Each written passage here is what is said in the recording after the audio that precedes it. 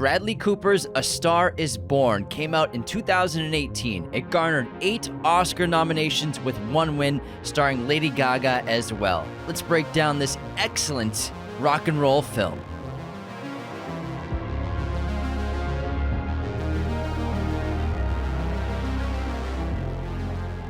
Hello, movie friends. Welcome back to Raiders of the Lost Podcast, the ultimate film and TV podcast. And today we're doing Bradley Cooper's incredible debut film as the director, A Star is Born, the 4th film of this story, I believe, 3rd or 4th adaptation.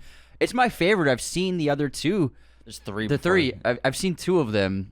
Chris Christopherson and Barbra Streisand one, and then the one from the 50s. This one, I think, just takes the cake. It's really fantastic. It's dynamic. So well shot by cinematographer Matthew Libatique. Amazing music by Gaga, Cooper, and their music supervisor.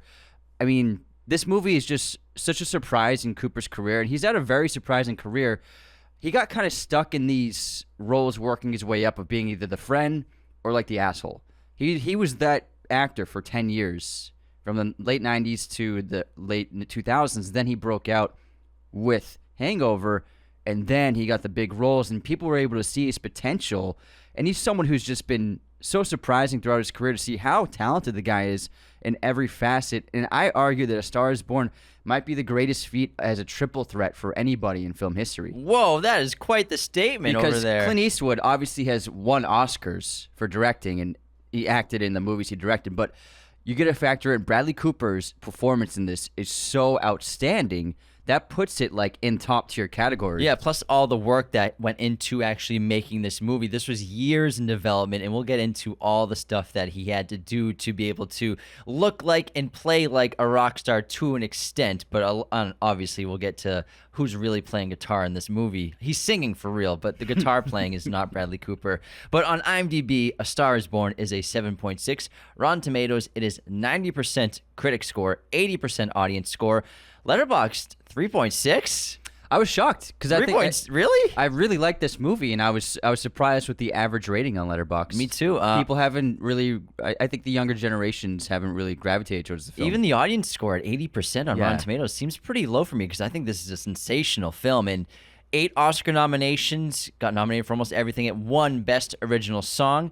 And it's about a famous musician who discovers and falls for a talented young singer-songwriter who had just about given up on her dreams. He pushes her into the spotlight to become a star as he caves into his addictions, sending his career into a downward spiral. Now, like Anthony said, there are several adaptations of this story. The original was all the way back in 1937. Old one, yeah. Then there was a musical in 1954, and then the 1976 one, the rock musical, Barbra Streisand and Chris Christopherson, and even a Bollywood remake in 2013, and which was inspired by it. But this is something that's been in development for quite a while, switching hands between directors. Originally, there's development as far back as the late 1990s with Will Smith intended to be the lead musician player.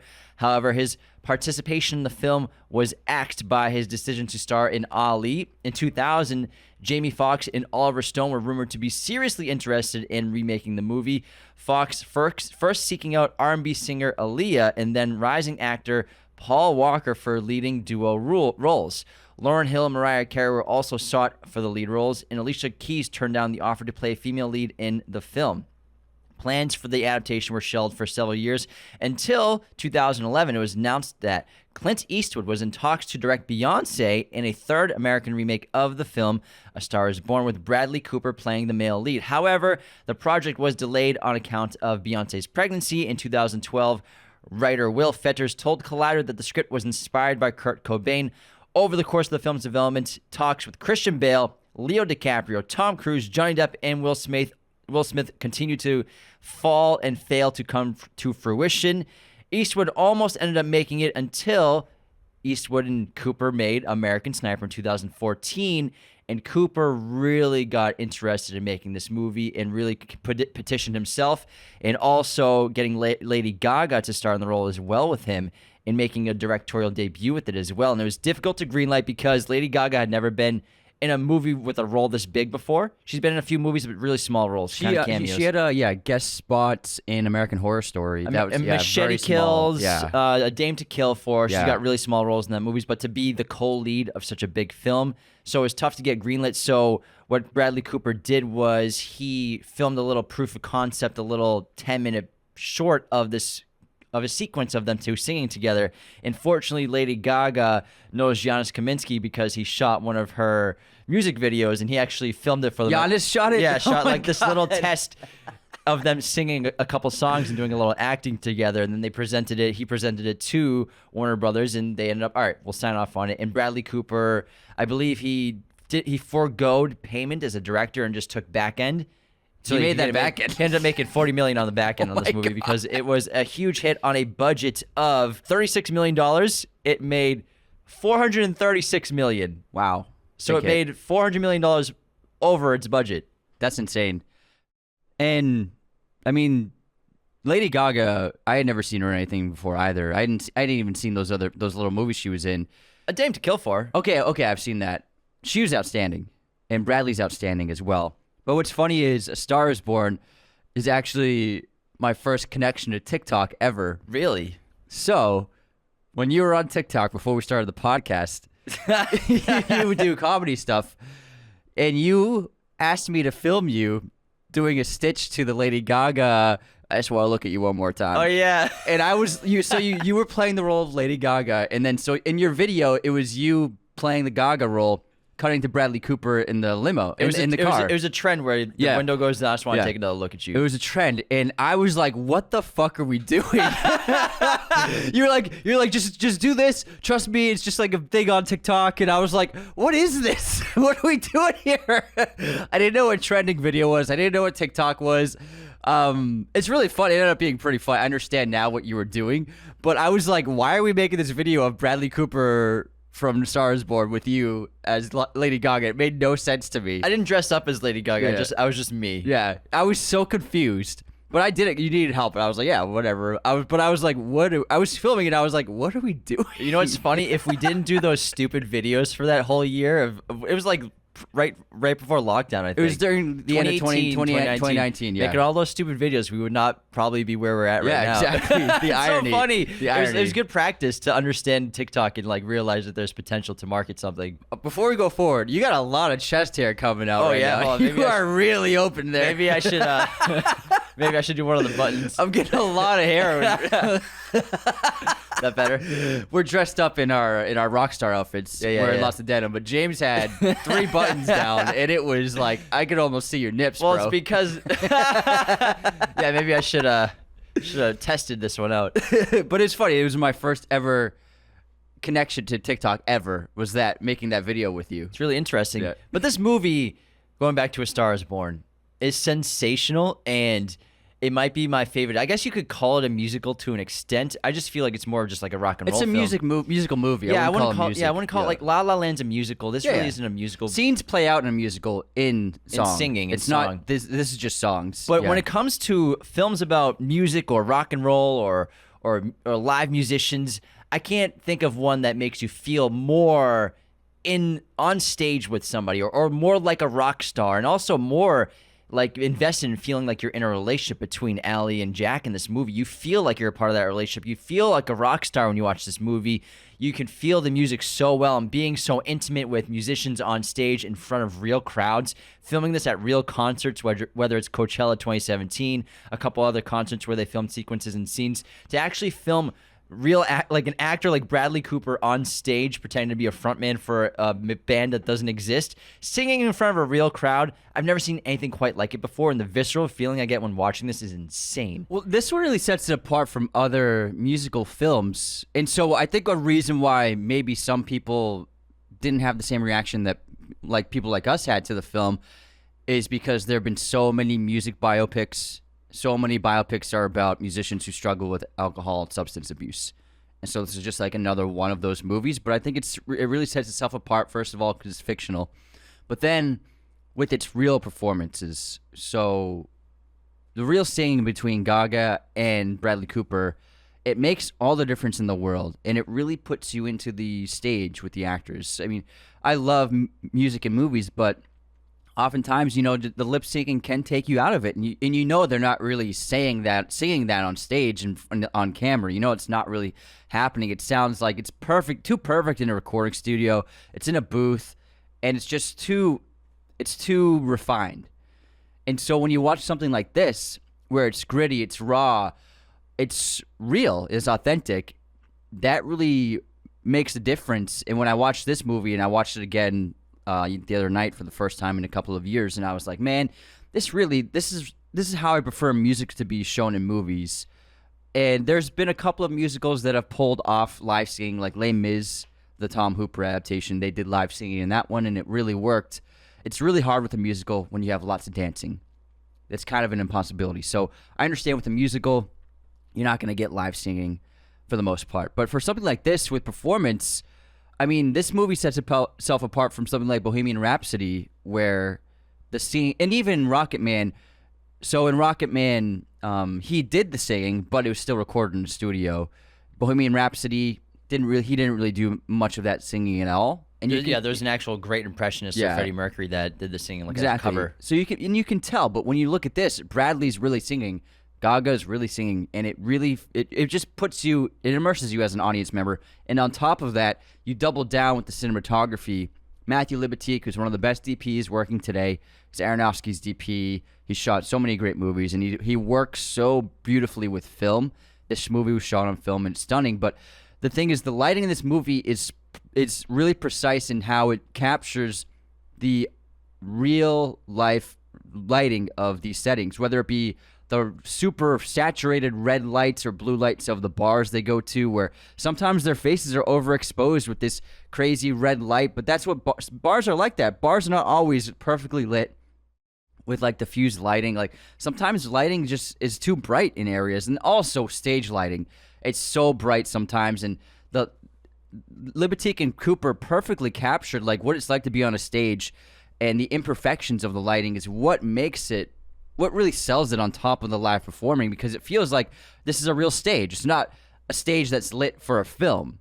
It's not a bar that's lit for a film. It feels like a real bar that they just brought the camera to. It feels like they just went to a stage and then brought cameras to it. That's what they did. And it looks fantastic. And that's one of my favorite aspects of the film is Libatique's cinematography. Inside Llewyn Davis is another film where there's real music being played on camera, on set. Oscar Isaac is a tremendous musician. He studied acting and music, guitar, singing at Juilliard when he went to Juilliard as a youth, in his youth. So he's an incredible singer and guitarist as well. So I think Inside Llewyn Davis is another film where you're hearing real music on camera. I'm very curious to hear and see Mangold's biopic with Timothée Chalamet of Bob Dylan, hopefully next year, if they can film by the end of this year, to see how much really in camera or on set recording they actually do for the music, because it really does make a huge difference. And the music really is sensational in this movie. I've been listening to the soundtrack all goddamn week ever since I watched this just out of the blue a week and a half ago, because I felt like it, because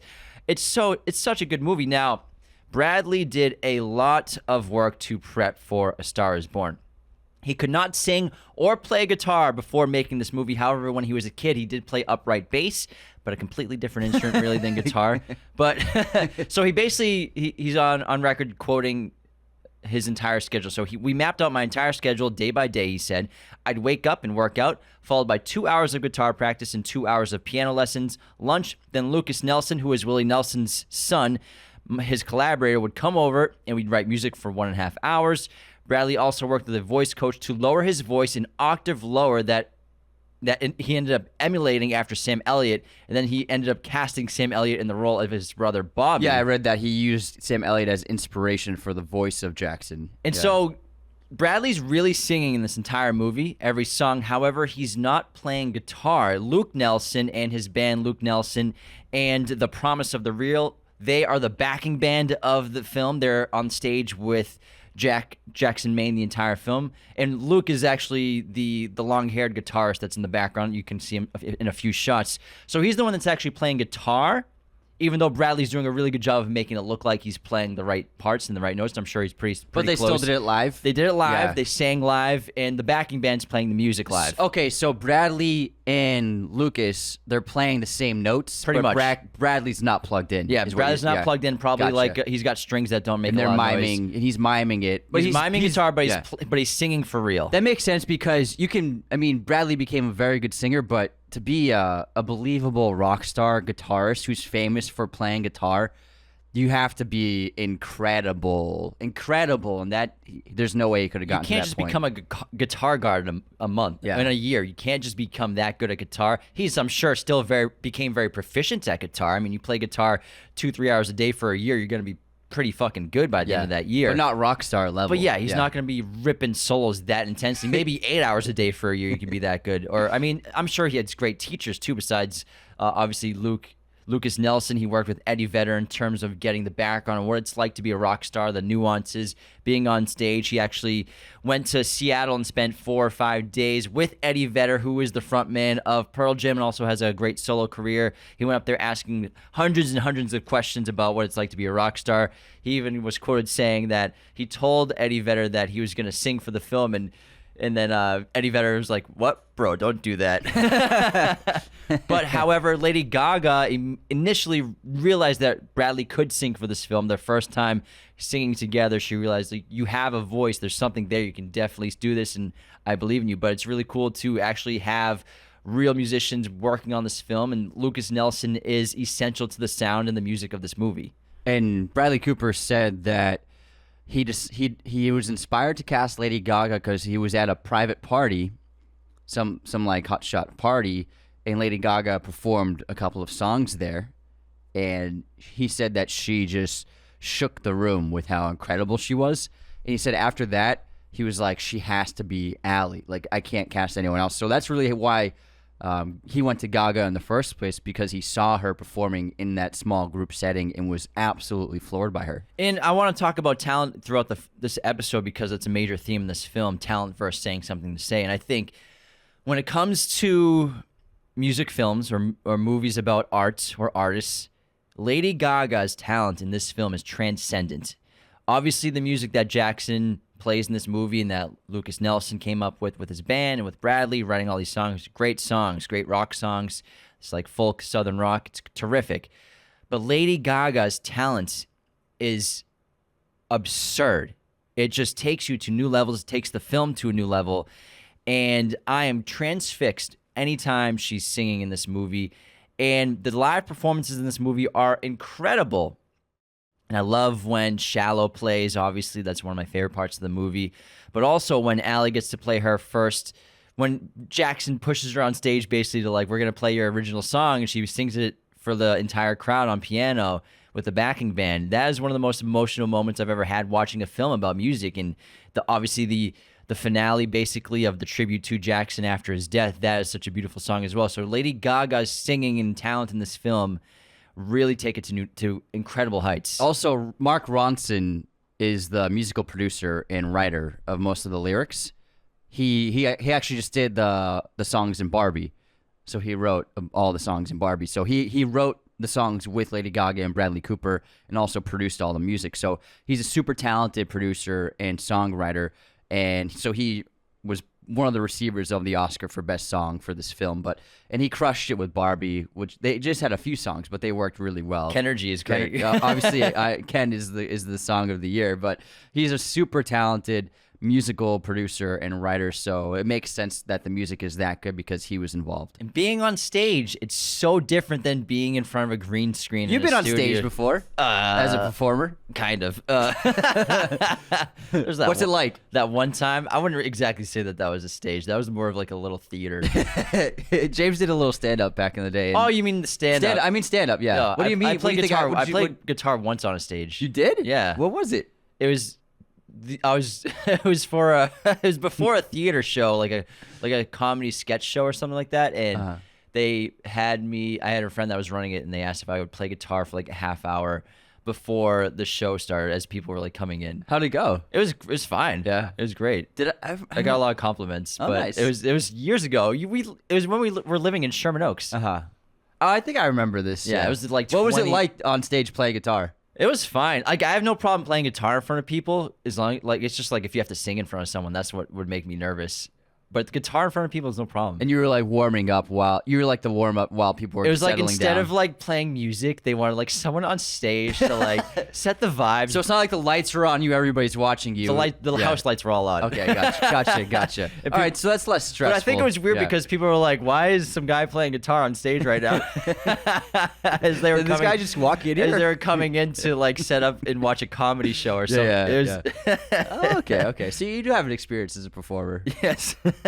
I wouldn't say experience, inexperience, I guess. But being on stage is one of the great parts of this film for the live performances. And the way they did this was because Bradley was working with Lucas Nelson and obviously his father, Willie Nelson, is a great performer.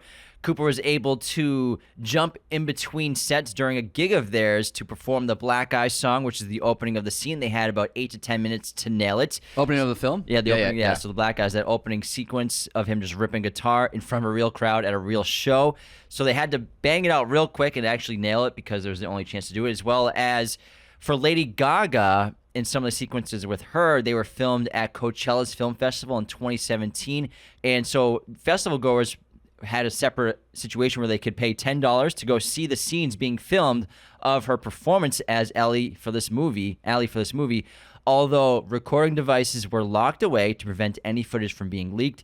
And while filming at the Coachella Film Festival as Allie, nothing was played on the speakers, so the audience couldn't even really hear what she was singing unless you were like pretty close to the stage and you could actually hear Gaga singing. But to keep everything a secret, keep the music a secret, they didn't play anything through the speakers, but still you're filming in front of a real crowd. It's incredible. I had been aware of Gaga, and I'm not a pop music person, so I never listened to her, but I would hear her songs, like Paparazzi and some of the others on the radio and stuff. Yeah, exactly. And so I had very little exposure to her as a person, but I knew that she was very famous and very successful. But the thing with, like many modern pop stars, you don't know, can they really sing or is there a lot of editing involved in their production? And so I wasn't really sure if she was really a great singer, because nowadays with auto-tuning and there's so many tools, AI tools now that can just they can make me a great singer. I don't know about that. They could. All you have to do is like speak into a microphone. Yeah, they can turn it into singing. AI these days. So you're never quite sure, and especially because some very popular pop stars still lip sync at their concerts, so they're not even singing live, or they're doing what's called a live. They record a live set in a studio, and then they fine tune that, and then so when they go perform in front of a crowd, they're performing the live set they recorded. They're lip syncing the live set. So it's not the studio recording like they used to, but they even go so far as to record the live versions of their songs in studios. Musicians, to make it seem more so as that like it's live. And we have experience working with musicians in the past, whether it be recording like live sets or taking photos of musicians. Like when we first got to LA, we were doing a lot of live concerts, a lot of live photography, and even directing music videos for them and filming live videos for them.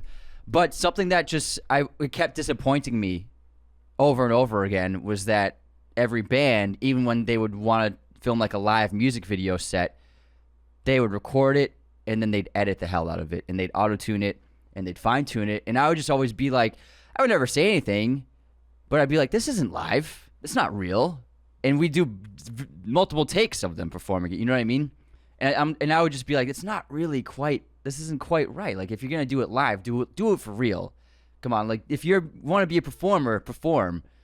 And so I was always disappointed by that. But then you watch something like this, and this is such a great celebration of performance and a celebration of being a musician and an artist and really doing it for real in front of people, because that's at the end of the day, that's what it's all about, don't you think? You got one take to do this in front of 10,000 people, basically. Even though Bradley's not playing guitar, he's still going out there. The band still has to nail it. You're filming. You gotta roll. I don't think they're gonna let you stay out there for another 5 minutes in front of their show. Yeah, Willie Nelson, he's gonna want to get back on stage, bro.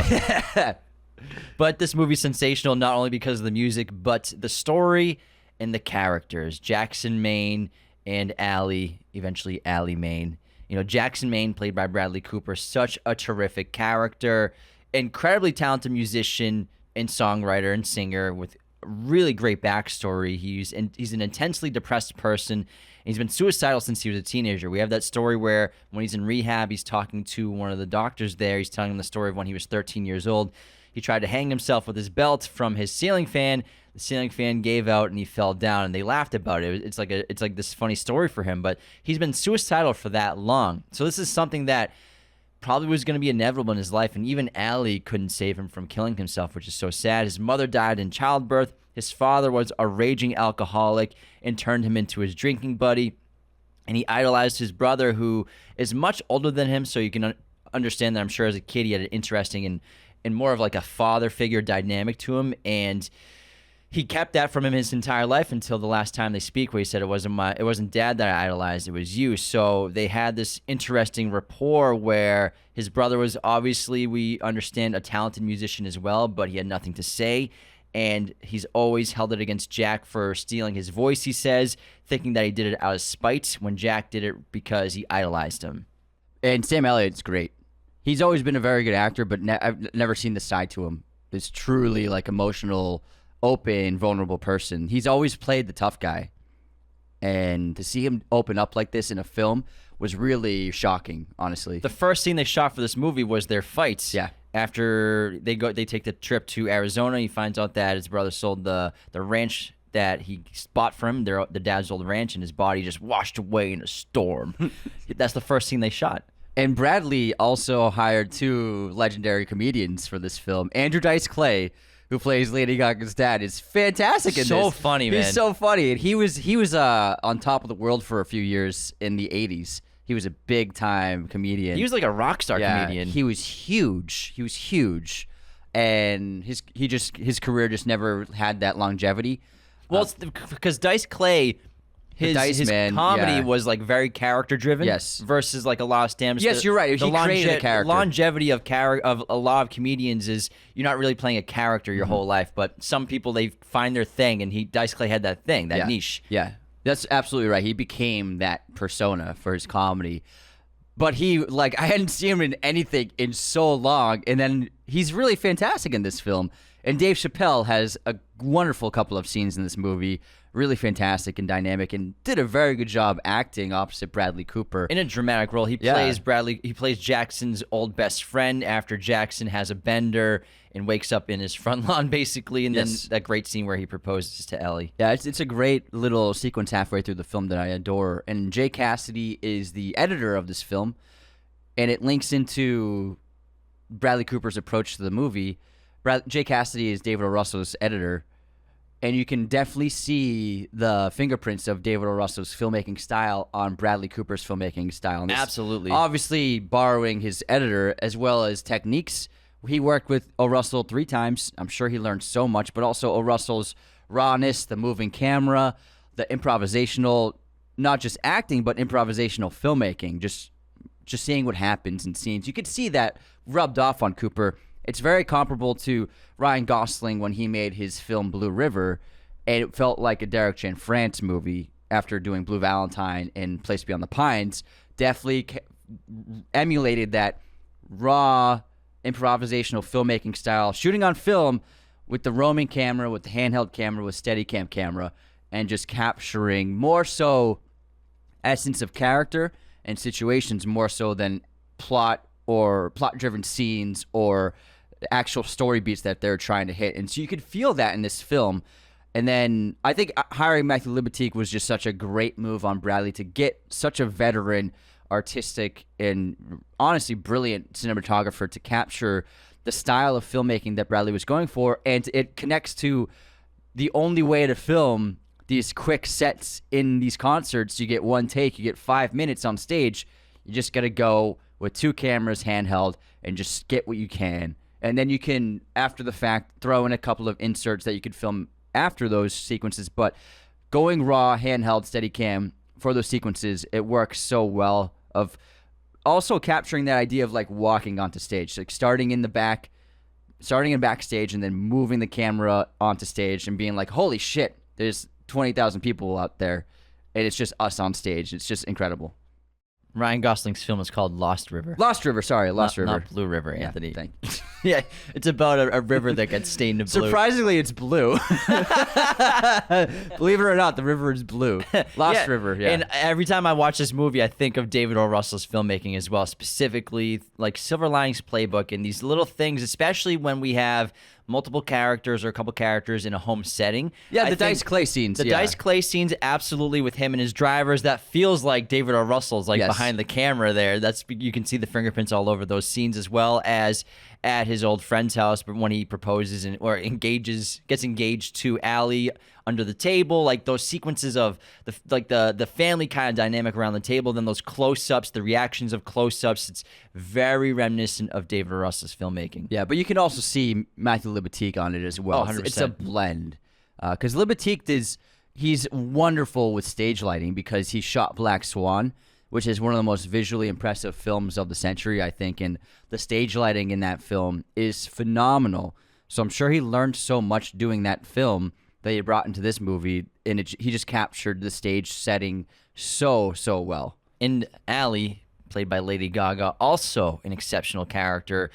She's basically this really talented singer and songwriter who is really the opposite of what Lady Gaga says she is, because Lady Gaga has said she's always been very confident in her voice, her singing, and she's classically trained and has always been very driven to succeeding in becoming a world-famous musician, basically, and singer, whereas Allie has that talent, but she has no self-confidence, probably from years of failing at it, and she works at what looks like at a server or a catering company. Looks like a hotel. Yeah, hotel maybe, hotel possibly. Restaurant. Yeah. And she sings on the side at a drag bar that she used to bartend at and waitress at, and so she basically is just stuck and almost has completely given up on singing and maybe her dreams until fate happens and determinism. And that's one of my favorite parts of this film is this concept of fatalism, and it all stems to Jack and his addiction to drugs and alcohol. You know, Allie and Jack would have never met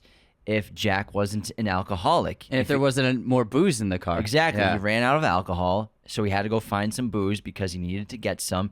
And he walks into some random bar and he finds Allie there. So there's so much that plays into this concept of fate and determinism and chance in this movie, because Jackson's whole life has to bring him to this point of being an alcoholic and running out of booze in this car after a show. His whole life of his father, his upbringing, his brother, his mother dying in childbirth, to become so depressed and suicidal and having all these addictions. If he doesn't have all that, he never meets Allie. And if Allie had more self-confidence in herself and her talent, maybe she would never be still singing in this drag bar. Maybe she would have found more success in music.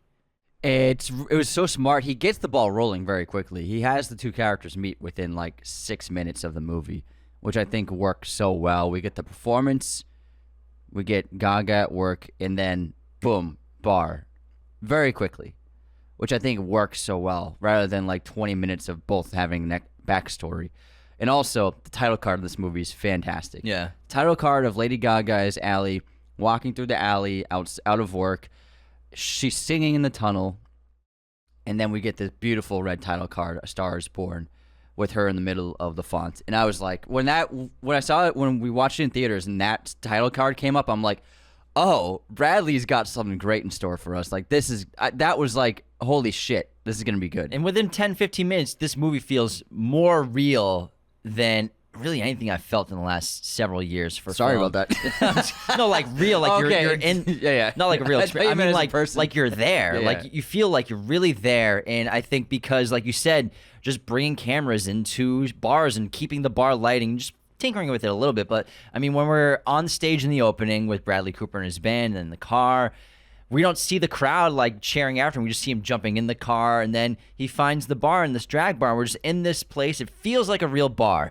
And the singing is so sensational. And the majority of the drag queen scenes were unscripted and improvised. A lot of this entire sequence was not written. And they originally had little dialogue, but seeing their candid jokes added so much entertainment value that Bradley Cooper decided to extend a lot of the improvisation, a lot of the jokes, and let all of these actors and actresses play around on their own. And Actually, William Belly, the drag queen that played Emerald, even claimed that none of her original lines made it to the final cut and that all her scenes in the movie were out of improvisation, which is so sensational. They just forget the script. Let's just go with what's real and what's happening right now. It really works. It's a great little like 6-minute sequence, that entire bit of, and then going in the makeup room and Jackson's like fish out of water. It's really fun. He's like, "Are those your real eyebrows?"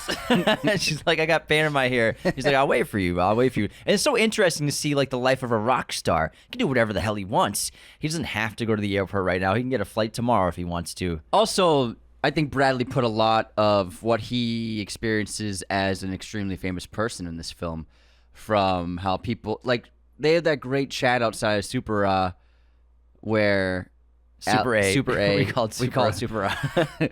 Where Allie's like, people don't talk to you like you're a person. How do you do that? How do you deal with that? Because whether it be the drunk guy in the bar, or everybody asking him to play a song, or the woman in the grocery store taking his photo while checking him out, he's constantly dealing with this fame.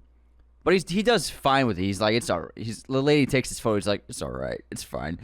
And I think he put a lot of what people like him and Gaga go through in real life, and how that relationship to the outside world is so different and honestly so bizarre compared to an average human being. I wonder, in terms of them two, because they're both incredibly famous, I wonder if Gaga can go more incognito in public, because her persona of being a pop star and a lot of her musicians, she's in a lot of incredible and intricate outfits and makeup, whereas Bradley, everyone, I think more average people could recognize Bradley Cooper if he was just on the street, versus Gaga without like makeup and everything. Probably, maybe now that she's in movies, maybe less. I think after this movie, no, but I think before this movie, yeah, because I had never seen her without like the extravagant makeup on. Me neither. And I don't think she really presented herself publicly in that image until this movie came out. Because then after this movie, she had that album. It was more of not so much country, but a toned down version of her music, more stripped and gritty and raw. And I remember the album cover was just her in jeans with like no fresh face, no makeup, and her natural hair, which was so different from anything she'd done before in her career. So I think that this movie opened her up in terms of being more vulnerable and exposed to the world. And then after that, I think everybody, oh, this is what she really looks like. So now she can't. I think that she's way more famous than Bradley Cooper globally. For sure. But I mean, like the average person, like people who, if you don't listen to pop music, like walking down the street. I think they both could walk down the street without getting mobbed. I don't know about Bradley. He's a pretty famous guy. I think he could blend. I think he has a face that can blend in. I don't know, man. He's also he's tall. He sticks out like a sore thumb. Well, I mean, you would, but I'm talking like if you walk down like a random neighborhood in New York City, he wouldn't get mobbed. I don't think. I'm not saying mobbed. I'm saying recognized. Yeah, he could recognize. But also, what's interesting about this film is he completely disappears. He is, yes, he has the beard, but like Bradley is so unrecognizable in this movie. And it comes down to the voice. Yeah, he went a whole octave lower. It took him months. Yeah, his voice is so great, but it's so different. That's what really throws audiences for a loop with this. He's always been a wonderful actor, but he's never really been that chameleon kind of actor. You know what I mean? He's excellent actor, but even like when he's got the Jerry curls in American Hustle, it's Bradley Cooper. It's still him. Well, American Sniper, I feel like he started getting to that realm. He's great in American Sniper. Because that was a big transformation. He put on a ton of weight for that movie. But this one, it doesn't even feel like it's Bradley Cooper playing him. That's how good he is in this movie, I think. But yeah, I think you're right. It's the voice. It all comes down to that voice. And man, he is phenomenal in this role. And speaking of character designs, and like you were talking about, Lady Gaga, she actually remained barefaced with only lip balm and moisturizer for the majority of filming in this movie. And I think it really adds so much to the character, whereas Bradley had to undergo a full body spray tan every day and endure menthol around his eyes to look bloodshot and high constantly. Yikes, that's spicy, man. Around his eyes? Yeah. Oh my God. I couldn't do that. Actors, man, they'll do anything. Now, before we get into the rest of the film, how about we head on into our intermission? I think that's a terrific idea. And before we continue, the best way to... We didn't even talk about Shallow yet. We haven't talked about a lot. The best way to support Raiders of the Lost podcast is to leave a 5-star review on Spotify or Apple, a.k.a. iTunes. We love to read our written reviews on Apple Podcasts. I'll read one out in a minute.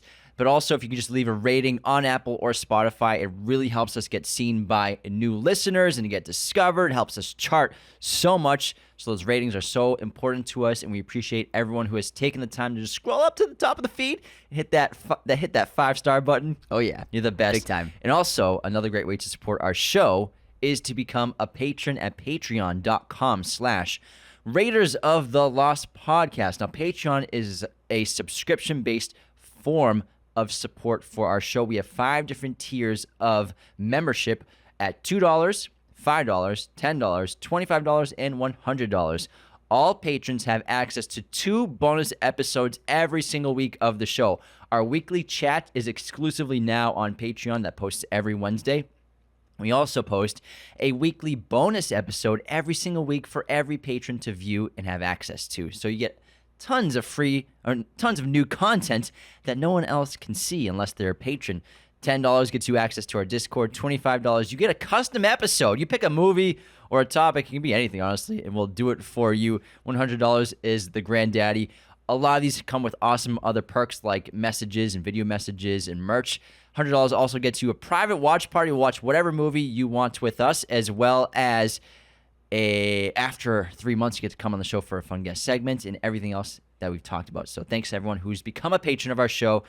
Go to patreon.com/Raiders of the Lost Podcast. And this episode is, of course, sponsored by our friends at movieposters.com, the #1 place to get your posters online today. Be sure to use our promo code Raiders10 to get 10% off your order right now. They have a huge selection of pretty much every movie and TV show imaginable in their poster library. They just sent us a new shipment of posters, and they are stunning. We got 2001: A Space Odyssey behind James. I got Evil Dead right here. We also have them all over our home. We have dozens and dozens of them. For all your poster needs, whether for yourself or maybe for a gift for that movie lover in your life, be sure to go to movieposters.com and get our promo code Raiders10 to take 10% off your order right now. Let's get into our intermission, pal. Okay. Let's do it. Begin with the movie quote competition. Now, this is between 2 different characters. Walter, it's Smokey, so his toe slipped over the line a little. Big deal. It's just a game, man. Dude, this is a league game. This determines who enters the next round, Robin. Am I wrong? Am I wrong? You pull that piece out in front of me. I take it from you, shove it so far up your ass, I'm going to pull the trigger till it goes click, click, click. Don't mess with the Jesus. Great quote. Sam Elliott plays the voice of God, maybe? Possibly. Lebowski. I also did a quote with 2 characters as well. Okay, here we go. My only problem in his life is that I love tail too much. I love it. I love it so much. Is that your sister? No. Is it your girlfriend? No. I love it so much it's going to kill me one day. You know how much tail I get? No. All of it. It's all mine.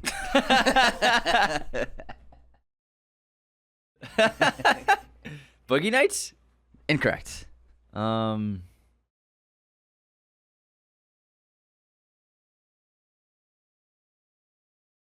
I don't know. You're on the right track. Yeah. That's your hint. I'm on the right track with my hints.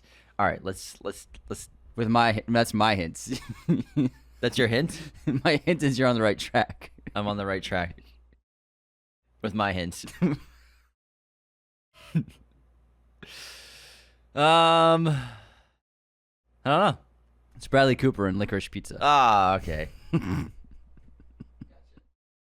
He plays John Peters, right? He had the rights to Stars Born. Did he really? Yeah. No way. Because he had the rights for the 1976 version. That's why Streisand was in it. Yeah. Oh my God, that's crazy. So it was difficult to get the rights from him and not have him be involved as well. I bet. Because he's quite the personality and pariah. Seems like it.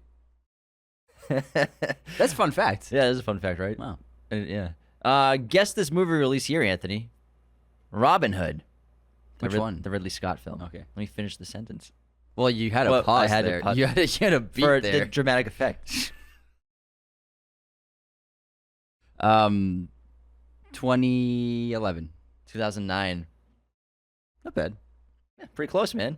Pretty close. What year did Tombstone come out? Sweaty, mustachy Tombstone. Really, the only one who's sweating in that movie is Val Kilmer because he's on his deathbed. They're all sweaty. He's sweating exceptionally. Oh, yeah, he's sweating buckets. Yeah, Yeah, he's sweating a lot in that movie. 1989. 93. All right, movie pop quiz time. What Matthew McConaughey rom-com is Bradley Cooper in? It's Failure to Launch. Yes. With what's his name? Oh, what's his? I can't remember his name. What the fuck is wrong with me? The QB for Steelers. Ben Roethlisberger? No, the old one. Cordell Stewart? The old one. Terry Bradshaw? Terry Bradshaw. The one who's in the movie. Cordell Stewart is not in Failure to Launch. Jesus Christ. I forgot. He just plays his dad, right? Plays his dad. Jesus Christ. Yeah, Cordell Stewart's definitely not Bradley Cooper's dad. God. That's McConaughey's dad. You clearly haven't seen Failure to Launch. Not in a while. Now I was like, which character is the Steelers quarterback? Terry Bradshaw. Sorry, I forgot your name. Love you, big fan. He's not a patron anymore.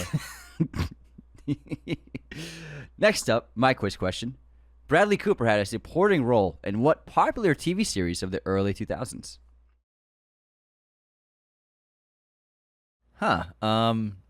46 episodes of this series. He's in almost every episode of the show. I have no idea. Okay, a hint is he plays the friend of the lead character. I've seen this show. I'm not sure if you've seen it, but you know of it. I think you might have seen some of it. Friend of the main character in the show. Dora the Explorer? Correct. He plays Swiper. Swiper? Alias with Jennifer Garner. He's an alias? Yeah, he plays her college friend. I've never seen the show, but I know of it. I didn't Yeah. know he was in that. 46 episodes. Holy crap. That was what kept him going in the early 2000s, being in that show. Wow. Yeah. I had no idea. Yeah, they went to in the show they went to college together. And there's Did they date or are they just friends? They're it's like a little back and forth, dating and friends. I've seen some of it, but yeah. Yeah. Learn something new every day. Yeah. That's why I meant earlier when I said he was playing either the asshole or the friend in the 2000s. All right, let's head into Raider haters, Anthony. We got any unsubscribes? What do we got over there? Raiders. Let's see the hate. We got some good ones. I love the hearing. Aside from the constant hate on Twitter, which never ends, we got. Okay, this is a good one. Jay Kelly wrote in our Cillian Murphy clip saying we thought his name was Cillian. You come on my FYP, you pronounce my boy's name right, Killian. Reference to the other guys.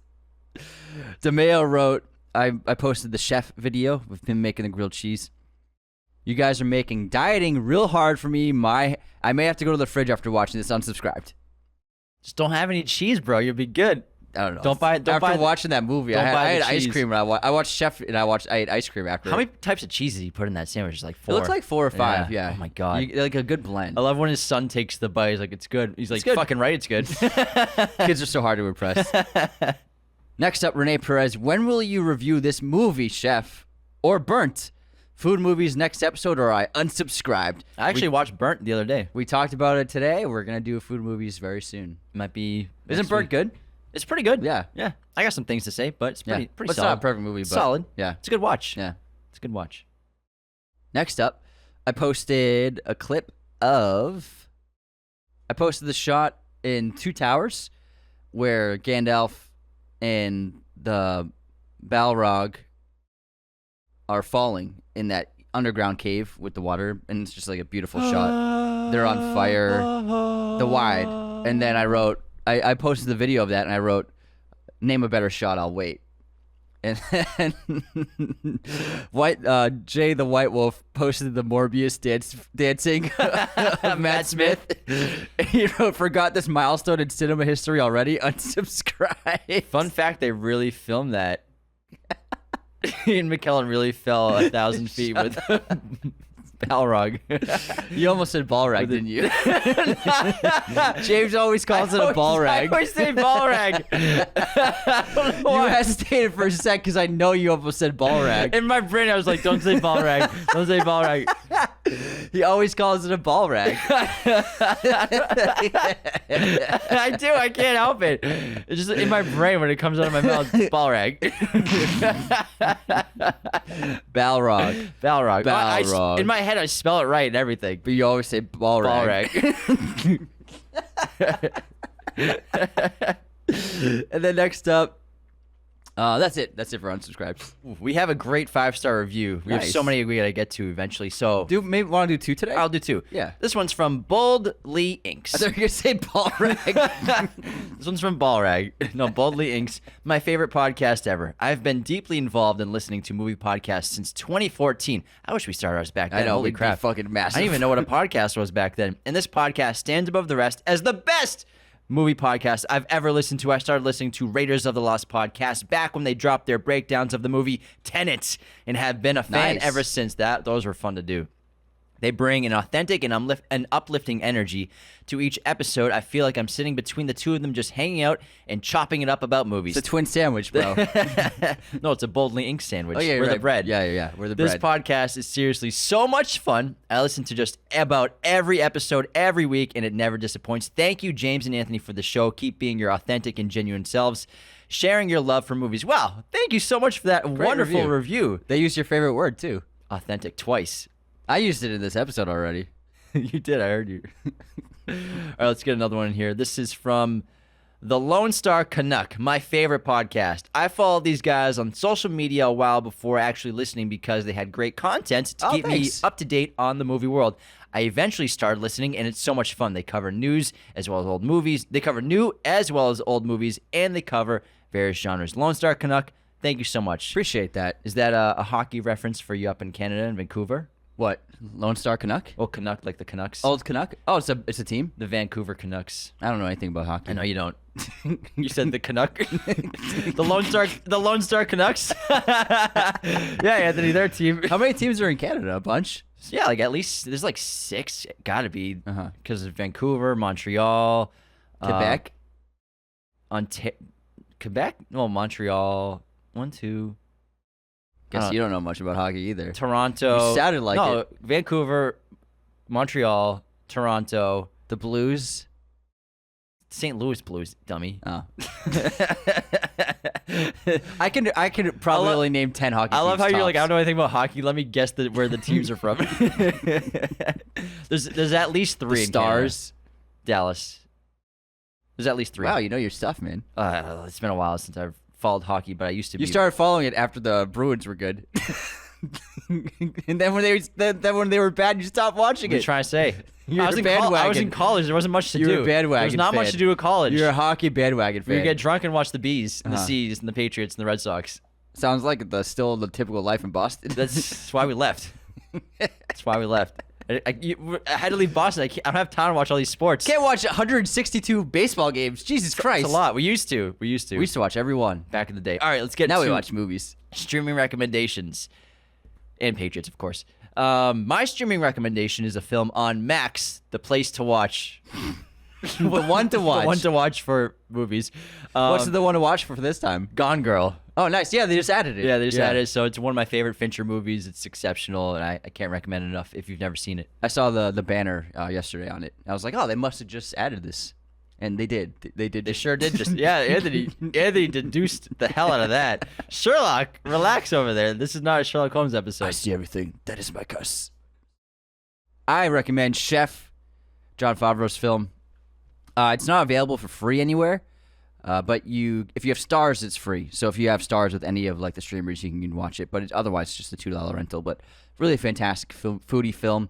It's wonderful, just like indie roots that Jon Favreau started in, and he went back to it after the failure of Iron Man 2. And it's basically got parallel to what happened to him with Iron Man 2, where he played the hits, he got ridiculed by critics for it, and so in the film, Carl plays the hits, gets ridiculed by the critic, and it transforms him as an artist. So it's very metaphorical for his life. I like it a lot.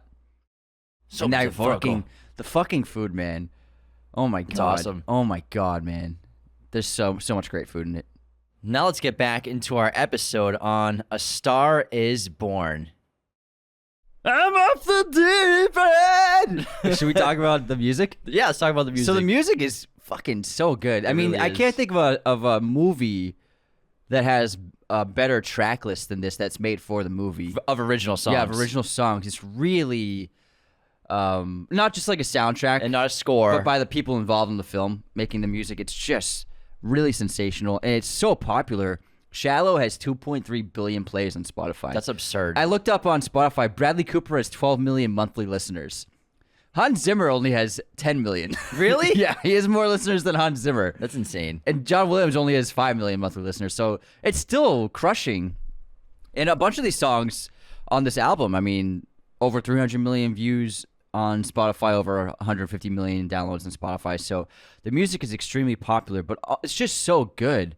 Some of the tracks are just really incredible. You could see, obviously, Shallow got the nomination, and obviously Shallow won.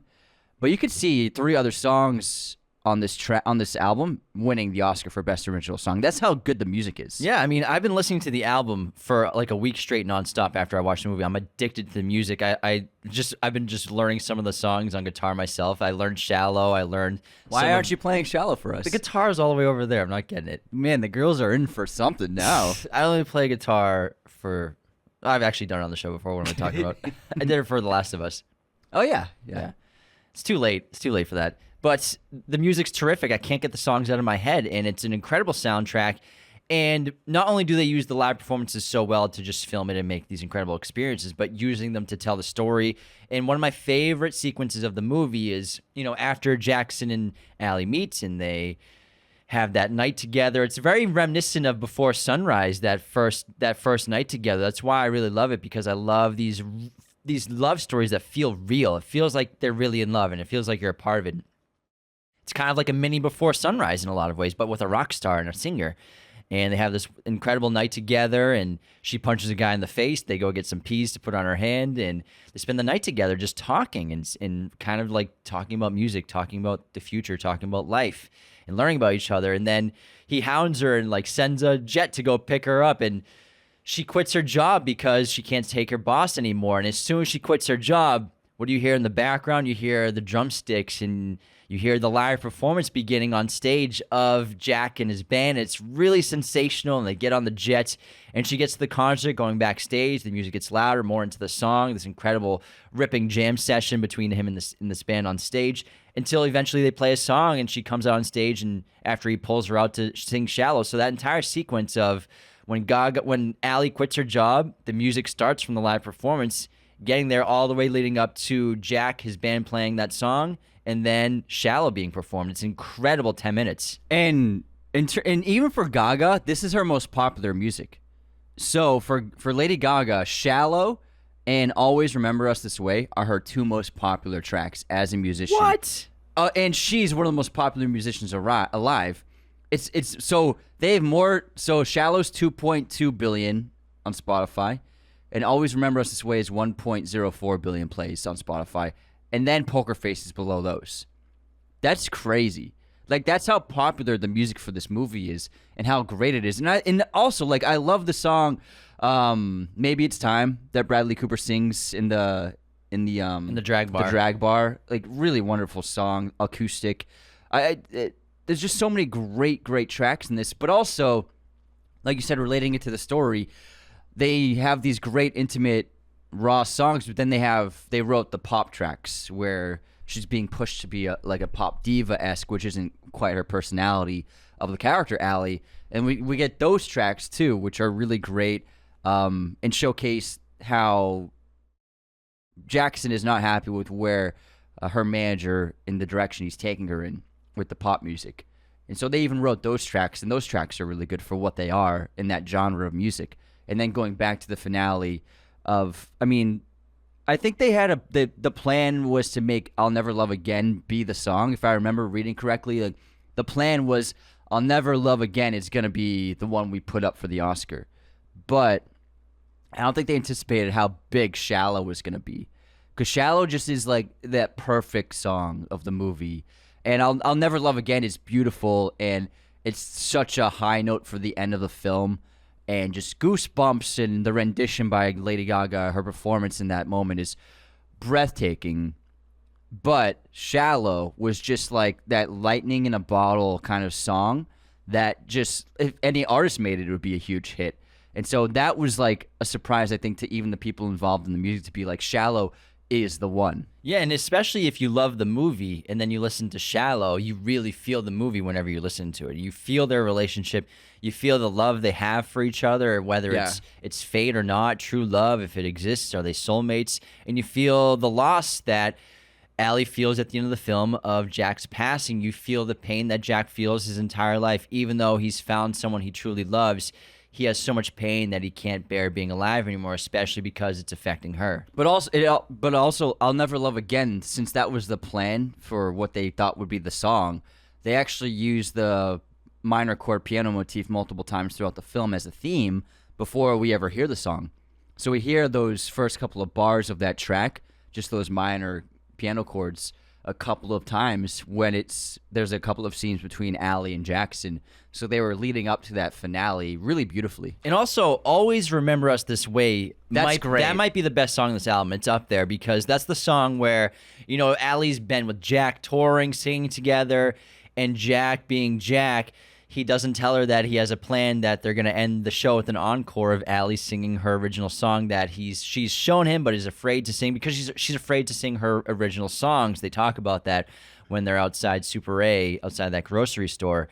And that's definitely the Silver Lake one, by the way. Yeah, definitely 100%. Silver Lake. Yeah. So at the end of the show, he tells the band, "We're going to do that thing that I told you all about." They're like, "All right, Jack, let's do it." And then she's like, "What are you talking about?" And then he says, "All right, this is what we're going to do. You're going to sing that song that I love so much." And she's terrified. But then she goes out on stage. She sings that song, an original song, as Allie. It is incredibly powerful. Goosebumps every time. And it's a terrific, terrific song. And Gaga destroys it. It's really special. And I think the main reason why Bradley really connected to this film was because of Jackson's addiction to substance abuse. Addiction to substances. Sorry. Substances. Sorry. He suffered through that in his own life, and he's a recovered alcoholic and recovered substance abuser, and so he said recovering. You're always in recovery. Yeah, get it right. What actor was it? There's an actor, Brad Pitt. Brad Pitt got him sober, and Bradley Cooper credits Brad Pitt for like saving his life and saving his career, getting him sober. And so I think that's why he connected so much to this film, because this film does a really wonderful job of showcasing the tragedy of alcoholism, the tragedy of substance abuse. And I think that's also why some people are turned off by the movie. I think that if you haven't been touched by something like that in your real life, you don't understand it in a way. You know what I mean? And it kind of just can seem melodramatic. Hollywood cliche. Yeah, Hollywood cliche.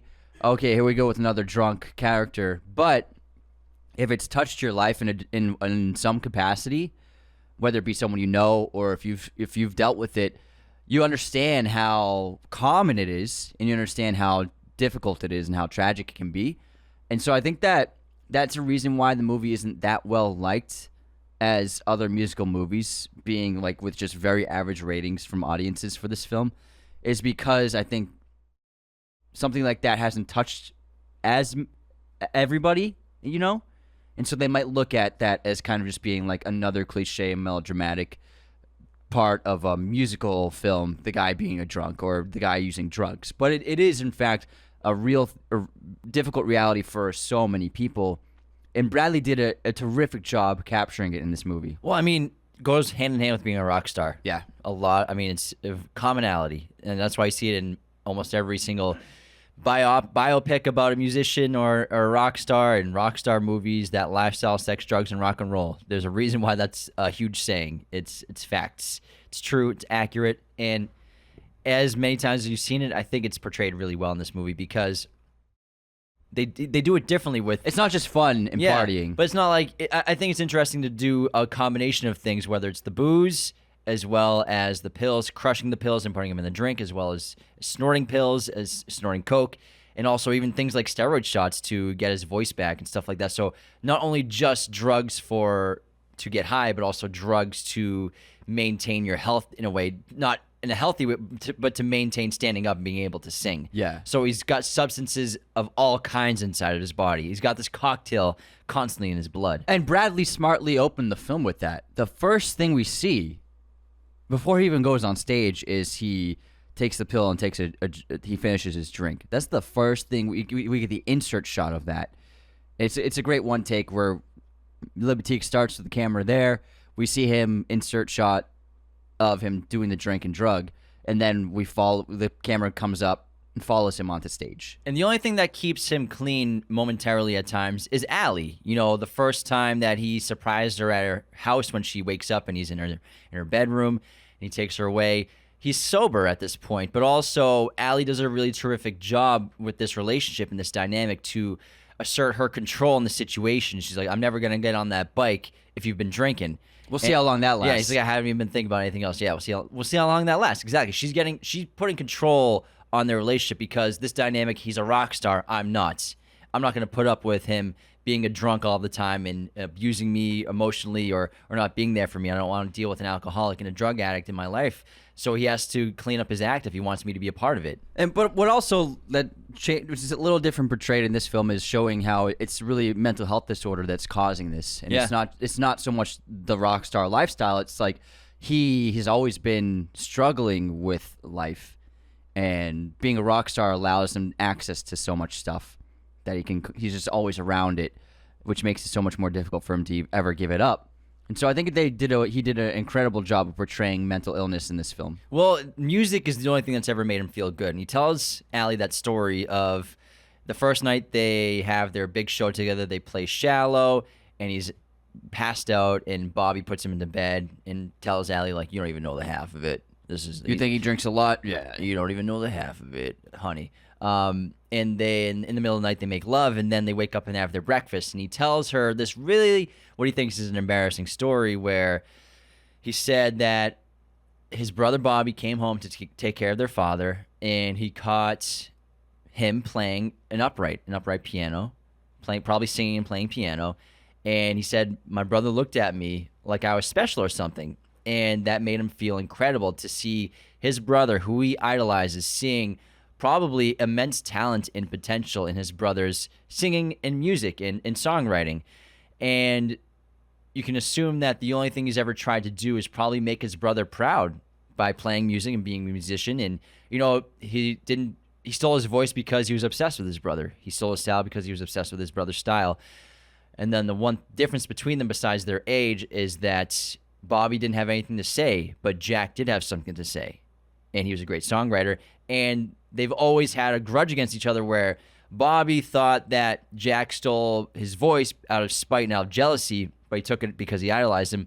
And also, Jack didn't think that Bobby would play his songs because he was too prideful to play his songs. So they both butted heads about those two different things. So if Bobby played the songs that Jack wrote, maybe Bobby would have been the big rock star.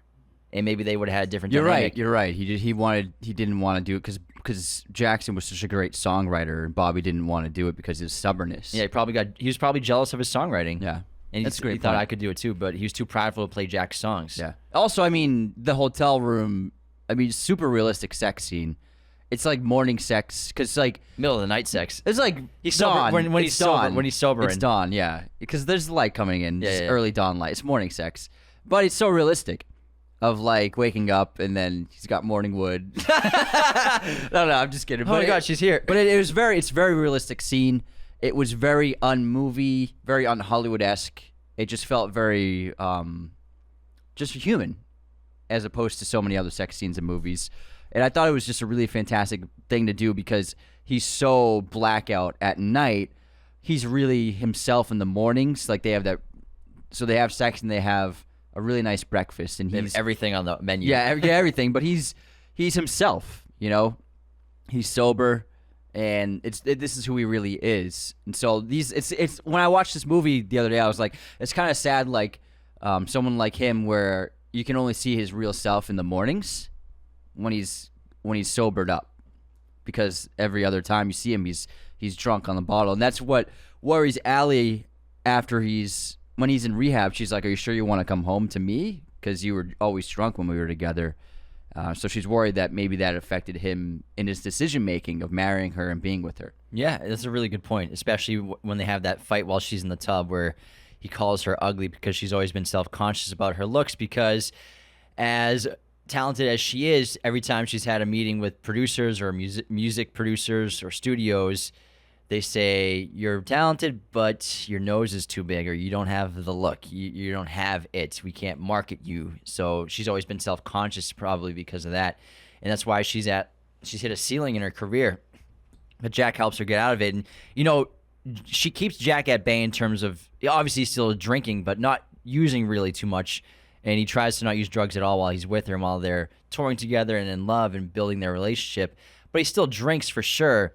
Things set him off, like the manager with her. And yeah, so basically what starts to set him off the rails is he's happy for her and her career, but he's not happy with the sound she's developing of being this pop star where, Jack wants her to be this perfect version of what he wants, but he doesn't understand that Allie deserves what she wants. But also, Allie should take his advice in terms of when she does take his advice of being more true to yourself when she, cuts the dancers for the live show, because she doesn't want stuff like that in her performances anymore until eventually later on when she's a huge pop star. And then in the end of the film where she's got her natural hair again and she's become herself again. Basically. Yeah. So Jackson can't handle what she's becoming because of the studio system turning her into this pop star that she thinks she wants to be but really doesn't want to be. She's doing what she thinks she should do rather than what she wants to do. And the SNL performance is an important scene because what's he do? He doesn't even finish watching her show. He goes and finds a beer and then bumps into his brother. Yeah. That's how he's always dealt with stress. And that's the big turning point and catalyst for Jackson. He can't handle it. So then he starts using drugs again. Then he has that Grammy performance where he's supposed to sing and be the lead of this performance, this homage to this old song. Instead, he gets demoted to just being the lead guitarist in the background and gets blown up with. He takes gets loaded. Pills blown up. Is that what the kids say? I guess they get blown up. You know how it is sometimes when you talk. He gets loaded on a bunch of pills and booze. Barely makes it through that song. Then embarrasses Allie after she wins Best New Artist at the Grammys.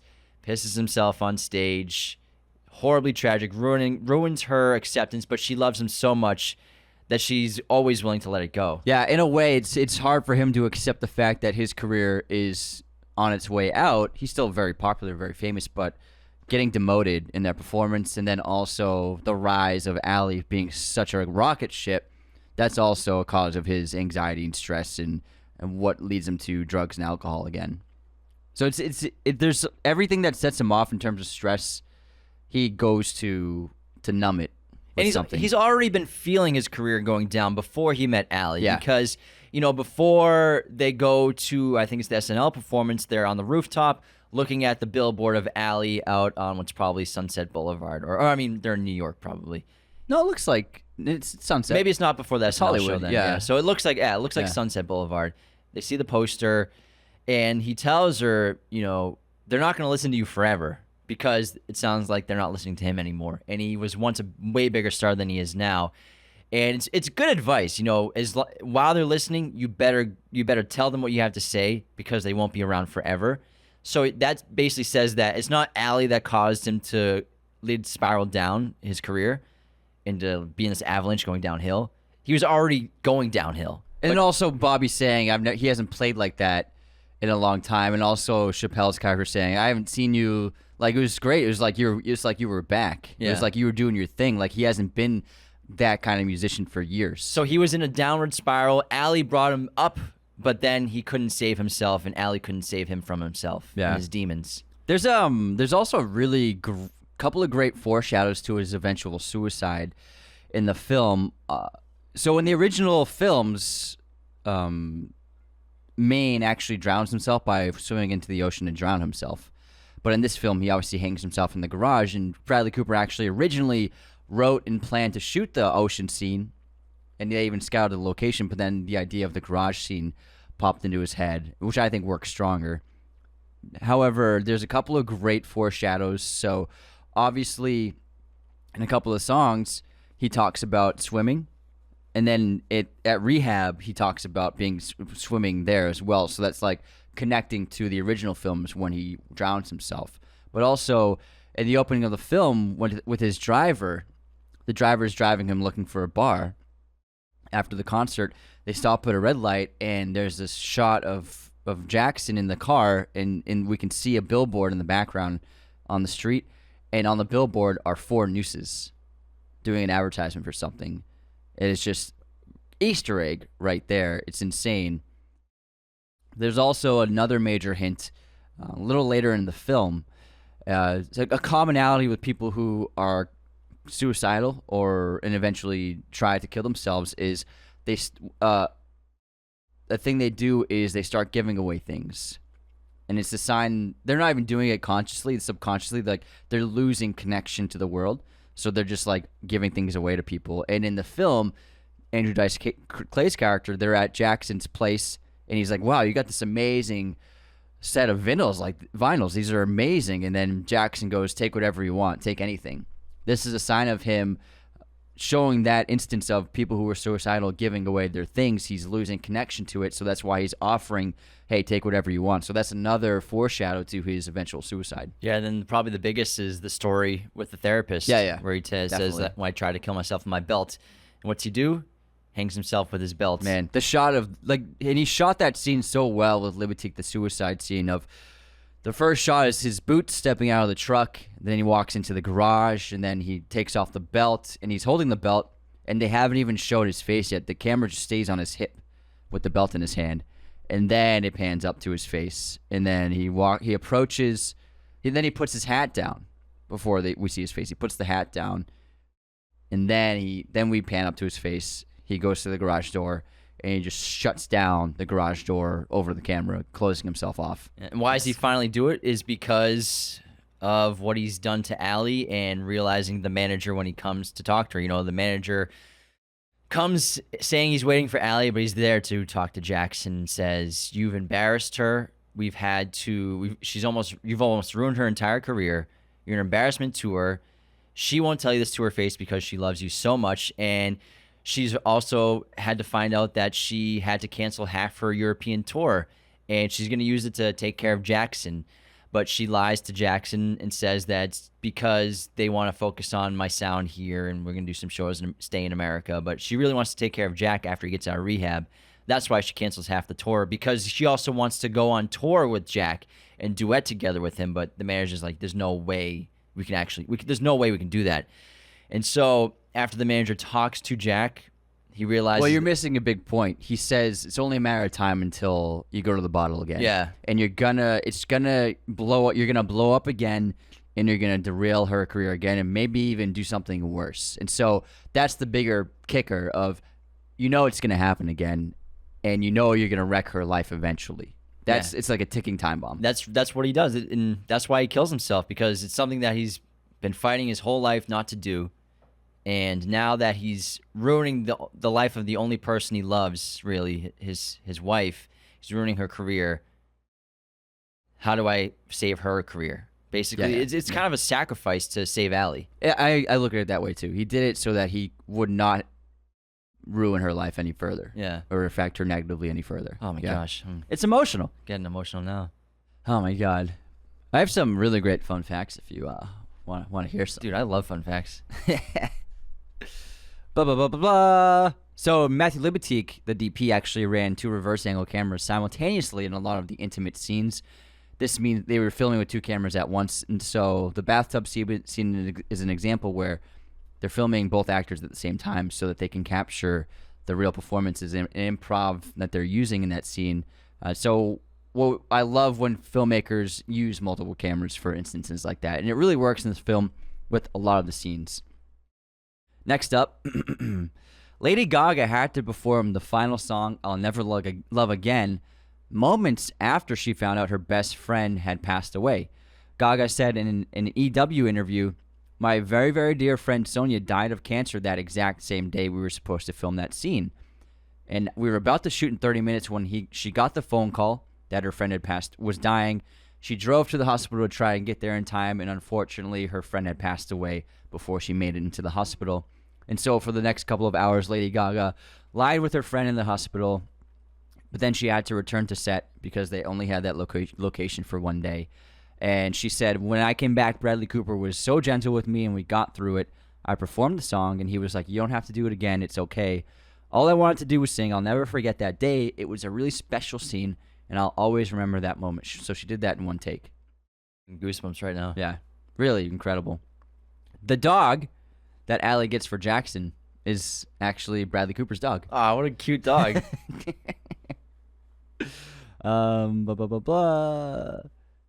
Sorry, hold on a sec. You don't have to apologize, man. Just keep going. All right, I already did these other fun facts. You did those other fun facts? Yeah. Wow, what a film. What a picture. What a picture. I love this movie so much, and I've been thinking about it ever since. It's the only thing that got my mind off Oppenheimer since I've seen Oppenheimer. But then I watched Oppenheimer again last night. I went for my third screening. How was it? Third time. So good. It's transplendent. So good. But A Star is Born, I think, is a really special movie in this rock genre, this music genre. And I think Bradley Cooper is a tremendous director. And what a debut. No one talks about this century for some of the best debuts, but it's really phenomenal. Yeah. I mean, 8 Oscar nominees, 1 win. It's really special. Great movie. Really I can't special. wait to see Maestro later this year. Yeah. I can't wait that. Did you know that? So Maestro, he's playing a conductor. He was obsessed with conducting when he was a kid. Like, he wanted to be a conductor. Oh, and, like, really? For Christmas, he asked his mom, I think when he was like 8 or 9, I read that he wanted a conducting baton when he was a little kid, just to like cute. pretend like he was a conductor. That's very cute. So it's kind of like a full circle moment, a passion of his for his entire life. Well, yeah, Maestro must be something that he's just been wanting to do for a long time. It's pretty cool. Yeah. Pretty cool. All right, that wraps our episode on A Star is Born. Thank you so much for tuning into Raiders of the Lost podcast. Don't forget to leave those 5-star ratings and reviews on Spotify and Apple, and become a patron today at patreon.com/Raiders of the Lost podcast. Take care, everyone. In the shallow. Nailed in it. the shallow. Yeah, sing All it, right, see Anthony. you guys. Sing it, Anthony. This episode was executive produced by our chosen one patrons, Cody Moen, Andrew Hagan, Becca Keene, Benjamin Cook, Calvin Murphy Griggs, Nicholas Martin, Darian Singleton, Tyler McFly, Andrew Hagan. Our chosen one patrons are our biggest supporters. Thank you so much. Raiders of the Lost podcast is a mirror image production. Sound mixing done by Jacob Kossler. Opening music by Chase Jackson.